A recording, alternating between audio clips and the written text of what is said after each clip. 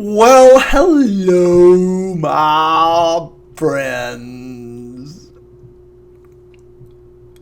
Okay, why do I always start out with creepy things to say? What are you supposed to start a video out with? What should I say?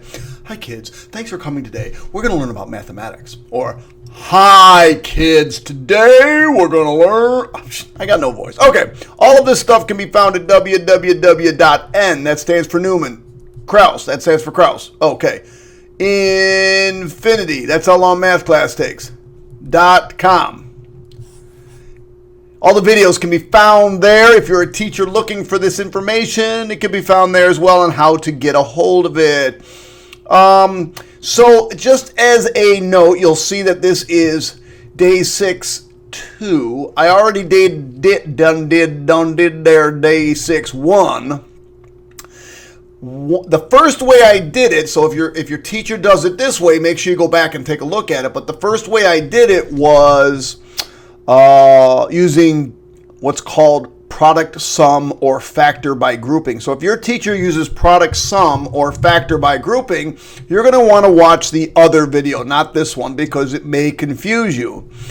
Although I am not a big fan of product sum or factor by grouping, I clearly see that some cases it really helps students learn how to factor. I am a more of a guess and check kind of guy. It's mostly just guess. Check's pretty easy. It just works. And if you watch 3.5 videos, I did 3.5 the same way. One of them was the guess and check method, and one of them was factor by grouping or product sum. Whatever your teacher might call it, that's what they use. I am going to do this entire video as if you are a guess and checker, like myself. If you're not a guess and checker, like myself, then watch the other video. You'll see my other self, which is doing it using product sum. And so today I will be called Mr. Product Sum. Nah, just Mr. Key again. Here we go. All right, so quickly, we're going to go through and factor these babies. So by factor by product sum or by grouping, we decide, okay, I need two things that multiply to x squared. It's x and x. I know they got to multiply to a negative, so that means I have to have a positive and a negative. And then you just start running through the numbers in your head.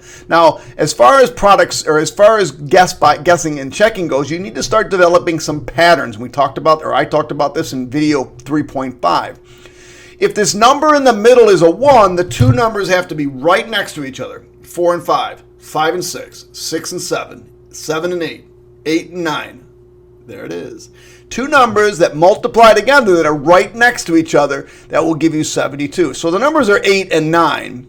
And then, because this is negative, the larger has to be the negative and the smaller has to be positive. First rule of factoring, we've talked about it. First rule of, and let me put rule in quotes, of factoring is GCF. You need to factor out the GCF first. Always. So in this case, the GCF is 4. So I'm going to take out a 4, and I'm left with x squared minus 25. You need to recognize this. Dots. Difference of two squares. Difference of two squares. Both of these are perfect squares. This is a perfect square, and this is a perfect square. If that's true, then the factoring is very, very simple. At the beginning goes the x's, that multiplies to x squared.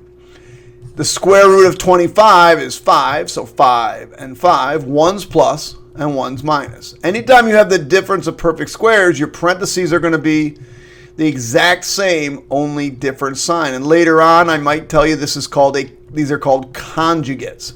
Conjugates. All right. Divisibility rule for 3. Does anybody know the divisibility rule for 3? The divisibility rule for 3 says if the digits add up to something that is divisible by 3, which this clearly is, then the original problem or the original number was divisible by 3. So since 8 plus 4 is 12, and 12 is divisible by 3, I know that 3 goes into all of these. So I'm just going to factor out the 3, and I'm left with x squared plus 3x minus 28. Now I just go into two sets of parentheses.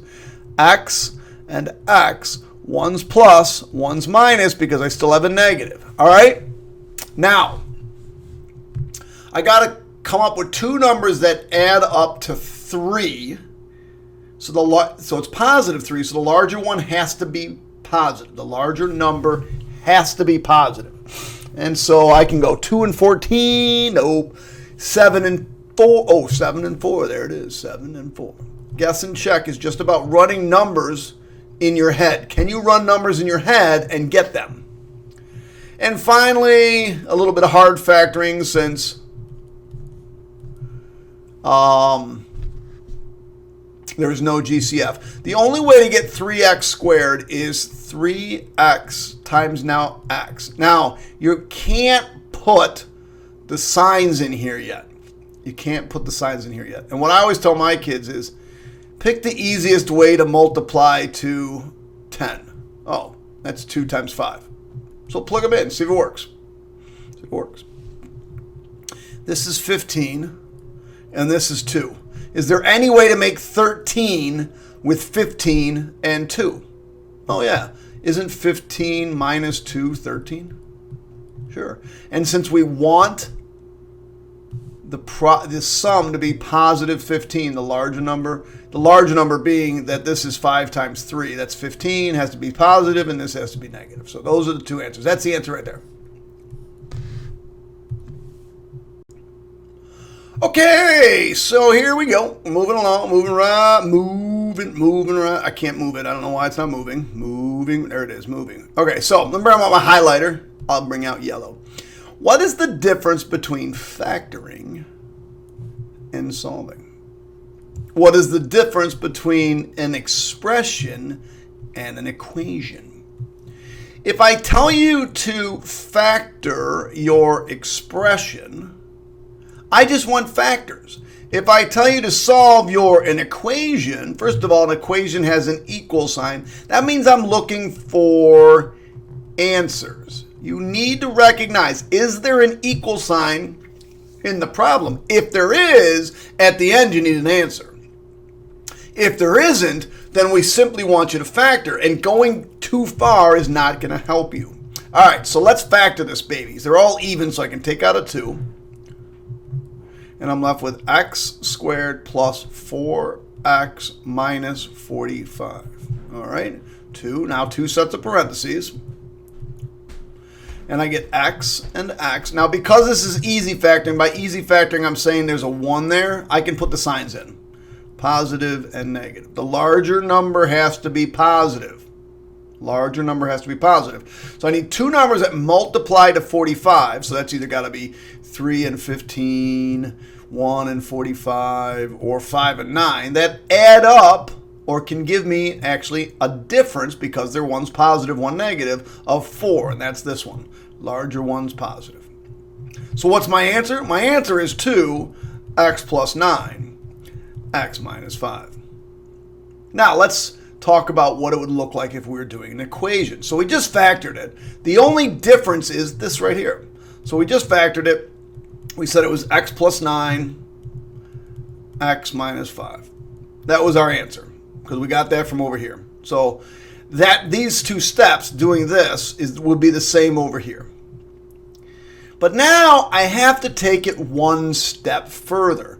I have to set each of these equal to 0 so that I can arrive at a solution. So I'm going to say, okay, x plus 9 is equal to 0 and x equals negative 9. That'll be the last time you see me do that. I don't think at this level, since this is the second time or third time that you've done this, that you need this information. X minus 5 equals 0 and x equals positive 5. So my two answers in nice curly brackets would be negative 9 and 5. Now, do you notice the vast difference between the two answers? This is the answer this way. This is the answer this way. If you were to take this problem that says over here, that says just factor and give me the answers and say, oh, the answers are -9 and 5, unfortunately, you would lose points because you misunderstood the question and you did not give an accurate response. So make sure you're looking. Does it have an equal sign? Oh, I got to solve these and give me some answers. Does it just say factor? Just factor. So we got a couple things. Here we go. Get the equation equal to 0. Factor completely. Set each factor equal to 0. The reason the only way to make, and why are we doing this? The only way to make something equal to 0 is to have one of the numbers, when we're multiplying, equal to 0. So if I have two things, A times B, I equals 0, I know that either A has to equal 0 or B has to equal 0. This should come as no revelation to you all. You should know this. So one of the two has to be equal to 0. Not both of them. That's like overkill, but just one of them. All right, so let's go back. We've already done a few. Oh, man, what happened there? All right. And then my last note here is when you're done, write it as in set notation. And what I mean by set notation is these nice curly brackets. And you're like, oh, I'm not good at those. Yeah, you're never going to be good at them if you just keep saying you're not good at them. Throw them down there anyway. Your teacher will take a little bit of pride knowing that you're trying. And as you do it, you'll get better at them. All right, so we factored this earlier. We got x and x, and we said because they have to add up to -1. One had to be -9, and one had to be +8. Well, we're almost done. I'll do this one more time for you. This is going to be x minus 9 equals 0, or x equals 9. I'm going to expect my students, and more than likely most of you, just to be able to go right to that. So I'll be able to say, okay, I know the answer here is x equals -8. Why? Because when you put -8 in here, -8 plus 8 is equal to 0. And I don't even care what that is. That could be a billion. In fact, it's -17. But because this one over here is 0, the whole thing is 0. Give your answers a nice notation. You also get a little extra, smile on your teacher's face if you put them in numeric order. -8 and 9. And those are awesome curly brackets. I know you're sitting there going, I wish I could do that. Mine aren't always that good. Okay, let's go to orange. We took out a 4 earlier, and we said this was x squared minus 25. We already did this one earlier. We call this dots, difference of two squares. Difference of two squares. Start to recognize it. It makes your life easier. We have a GCF, and we said, oh yeah, difference of two squares. The parentheses are going to be exactly the same, except one's plus and one's minus. Now this 4 over here. Now remember, the only way to get a product or a product of 0 is to be multiplying by 0. This 4 can never equal 0, so it's not going to give a solution. So we don't need to even worry about it. What we need to worry about is this. This is going to be x equals -5. That gives us and yields a solution. And x equals +5. That yields a solution. And then, of course, oh, see, back to crappy brackets. All right, and not too bad. All right, so the first rule was you have to set it equal to 0, which means this needs to pop over there. So we're going to go, okay, 3x squared plus 9x minus 84 equals 0. We were able to take out that GCF earlier. We left with x squared plus 3x minus 28 equals 0. Then we also factored it earlier, so this should come as no surprise to you all. 3x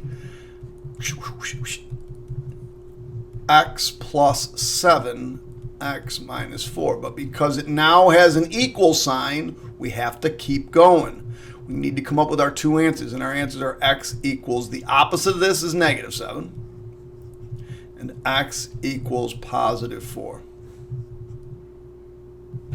So my two answers are -7 and +4. Now let me do this one last one. All right, so again, it's not equal to 0, so you might be inclined to go, oh, let's bring this over. -3x squared negative 3x squared, and I get 0 equals negative 3x squared minus 13x plus 10. But that's a problem, and I want you to really, really pay attention to the fact that that's a problem. You never want to have a negative as your x squared term. So if you think you're going to do that, don't do it. You want to make sure you bring everything over, and you want to make sure that your x squared is positive. So I'm not going to do this. This is a no-no. So it means maybe a little bit more work. We're going to bring the 13x over, and we're going to bring the negative 10 over, and they're going to go over to this side. Now, hopefully you're noticing when something goes from one side to the other, it just changes signs, right? So this really isn't any more work. When I bring that negative 13x over, it really just becomes positive 13x. When I bring this positive 10 over to the other side, it really just becomes negative 10, and then we left with 0 on that side. We already did the factoring here. Wasn't a huge ordeal. 3x and x. And we said, what, plus 5 and minus 2? Now, this one here is not too bad. This one here is pretty easy. X equals negative 5. Boom, done. Now, you've done a number of these. This one we're going to set equal to 0 as well. 3x minus 2 equals 0. We're going to add 2, and we're going to get 3x equals to 2, and divide by 3, divide by 3. Now, I contend that most, if not all of you, can go from here to here. You know you have to set it equal to 0. So you know, hey, I'm going to bring the 2 over. Changes sign. Becomes positive 2. Oh yeah, I got to get rid of the x. Divide by 3. Boom. Done. My two answers, negative 5 and 2/3. Oh my goodness, that is hideous. I got a great eraser though, isn't it? Would you love to have that? All right. So, got to keep going. All right, that's done. Let's keep crushing this test. Let's see where we are with our notes. I think this is where we're going. Yep. All right, back to this. All right, let's start factoring. There is no GCF. It would have to be a 3. 3 doesn't go into 10 or 8. So I know that it has to be 3x and x equals 0. Now, the easiest way to multiply to 8 is 2 and 4. Now, I'm not sure if this is going to work or not, but we're going to try it. This gives me 12, and this gives me 2. Oh, I can make 10 with 12 and 2. The 12 has to be positive, and this would have to be negative because, remember, I want the larger one to be negative, so I'm good. There it is, plus and minus. Now, I'm going to also check. These have to multiply to negative 8, and they do. Okay, so I'm almost done. Guess and checks, rather simple, rather quick. This one's going to give me x equals negative 4. I'm going to walk you slowly through this one. 3x minus 2 equals 0. The 2 has to go over. It changes sign. It becomes 3x equals positive 2. The 3 has to go over, so you got to divide by 3, and you get x equals 2/3. All right, here we go. These need to go over. When they go over, they get a sign change. Maybe you need to put that there, minus 4x and plus 5. All right, so I'm left with 5x squared minus 20x plus 20 equals 0. Don't forget, the first thing you have to check for is the greatest common factor. I was just thinking of myself there. Anyway, greatest common factor in this case would be a 5. We're going to take a 5 out. And I'm left with x squared minus 4x plus 5. No, not plus 5. Plus 4. Let's see if I can make that into a 4. Plus 4. All right. 2 sets of parentheses. Now we got easy factoring. Now I can put the signs in. X and x. Because this is a positive, they both have to be the same sign. And because the middle term is negative, they both have to be negative. And the only way to multiply to 4 that adds up to 4 is 2 and 2. So my two answers are x equals 2 and x equals 2. So I really just have one double root, x equals 2. Did I put these in curly brackets? I did not. Embarrassing. Negative 4 and 2/3. Notice I put them in numeric order too. All right. I think we got 2 of these left and then a few others. All right, let's keep going.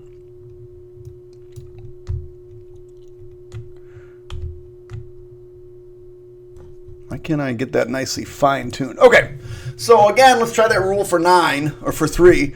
These add up to 9, and since 3 goes into 9, I know that I got 3 can go into 63. So take out a 3, I'm left with 2x squared minus x minus 21. Okay, we got a little bit harder factoring. Whenever the number in front, and by in front, I mean the number right there in front of the x squared is not a 1. It's a little bit more tricky, but not much. 2x and x. What's the easiest way to multiply to 21? Probably 3 and 7. I mean, I can use 1 and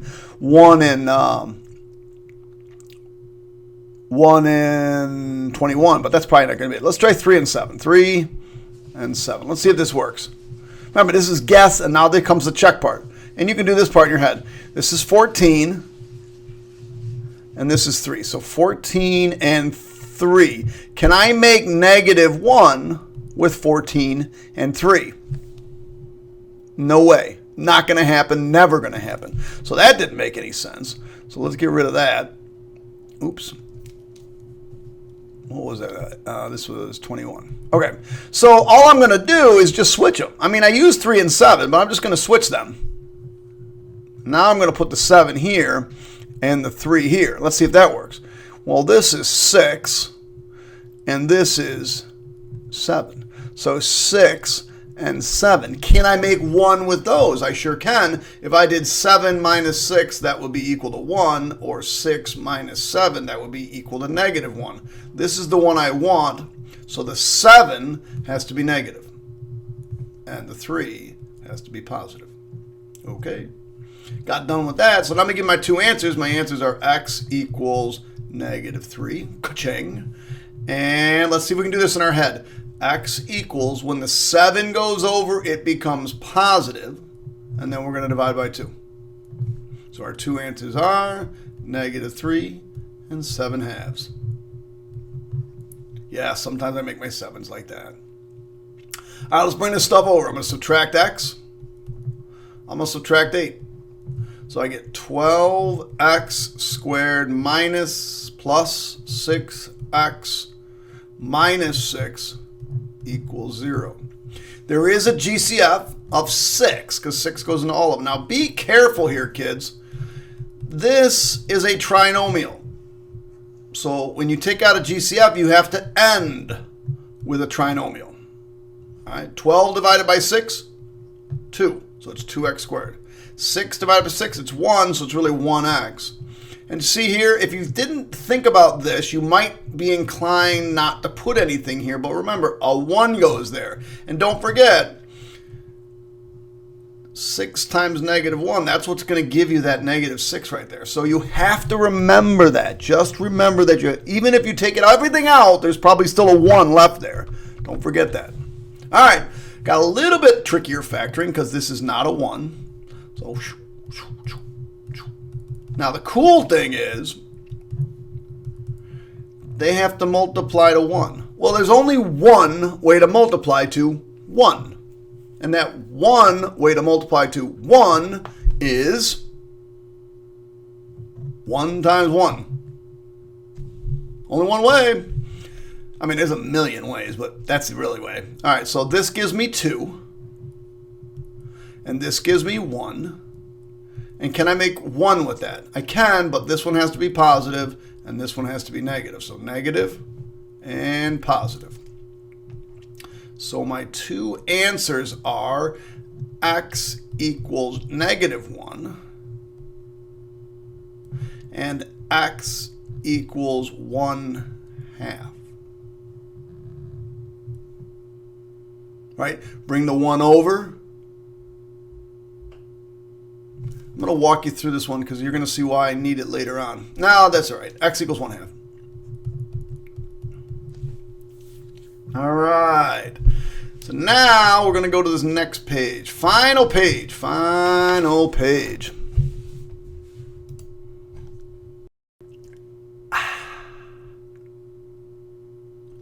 I don't have to say anything else. That's all I have to say. Right there. I just made Dunkin' Donuts $1 million. I'm probably going to get endorsements now just from that sick commercial that I just made. It was awesome. It was awesome. I know. All right. Let's take a look at this. This looks really complicated, but it's actually quite simple. Here's the thing. Notice what they're giving us. They're giving us the solution written in curly brackets. They're giving us, come on, baby. They're giving us the answers. They want us to somehow come up with that. Sounds complicated, so let's see if we can work backwards and figure this out. They're giving us the answers of x equals 3 and x equals -2. Well, and they want us to work backwards, so we're going to say, okay, I know these came from what kind of parentheses? Well, let's take a look. -3 came from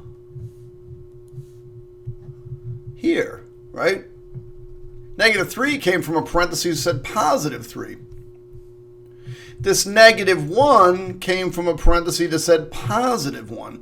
So when I put the roots or zeros back into the factors, they just get a sign change. That's it. So instead of x and +3, it's x -3, because that would give me that answer. X equals -2, that would give me x plus 2, because that would yield that answer. Well, we're almost done. We just have to double distribute. Now, I would hope eventually my students, and I hope most of you students, can do this double distributing in your head. You know it's x squared. And then we've got plus 2x and minus 3x. That's the only real work that you have to do in your head. And then minus 6. So my final answer in standard form also means you're going to simplify things, is x squared minus x minus 6. There's your answer. All right, let's try this next one. Now, I don't like working upside down and backwards, so I'm just going to start here. I'm going to say my two answers are x equals -5 and x equals 1. And this is g of x. Those came from parentheses that must have been x plus 5 and x minus 1. Now, I'm going to try to skip that in-between step. If you need to double distribute, go ahead and double distribute, but I'm going to skip. I know it's x squared, and I know it's minus 5, right? This gives me -x. This gives me positive 5x. Positive 5x and a negative x is positive 4x. And there is your solution. We have one problem left. Two problems left. I apologize. So we're almost done. This one says just write an equation. So I'm going to do y equals. So I'm going to start with my answers as x equals -6 and x equals positive 6. I'm going to work backwards. Again, it doesn't say I call it anything. It just says an equation. If you don't have an equation, you need to have an equal sign for to be an equation. So this becomes x plus 6. This becomes x minus 6. And again, I'm going to try to skip those in-between steps. This is x squared. And this is minus 36. This is -6 and positive 6. They go. And don't forget, dots. This is the difference of two squares. Obviously, when the parentheses are exactly the same, it came from dots. All right, so this last one's a little bit tricky. And I'm going to teach you something later this year that you're going to be mad that I didn't show you earlier, but that's okay. You'll get over it. So here's what I want. H of x equals. My two answers are x equals 8 and x equals -1/2. This one's simple. It's just x minus 8. This one, however, is a little bit tricky. Now, because this is negative, I know it's going to be positive. But let's go take a look at our fractions from earlier. Let's take a look at our fractional answers from earlier. Let me zoom in right here. Try to get rid of all this crap. So my answer here turned out to be x equals positive 7 over 2. Now let me remind you how we got there. What I really did was 2x minus 7 equals 0, right? The 7 came over, it became positive, and we divided by 2. Divided by 2. Well, where did the 2... So my answer is x equals 7 over 2. So if I only have this information, can I work backwards to get this parentheses? Oh yeah, that 2, that goes out front, 2x. And that 7 goes back over and becomes negative 7. Let's try one more over here. Over here we had negative 1/2. We said, okay, the answer is x equals positive 1/2. Where'd the 2 go? Oh yeah, it went back here, came from being here. Where'd the 1 go? Oh yeah, it came here being minus 1. So that's what we got going on down here.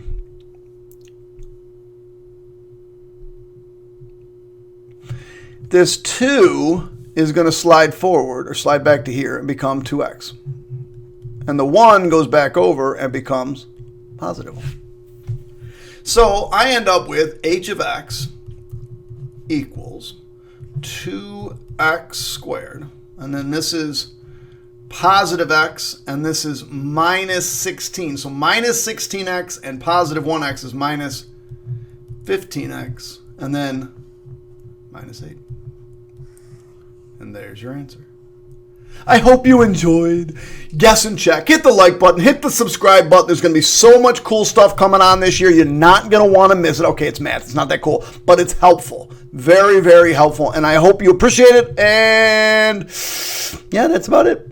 I'm out of here. Bye.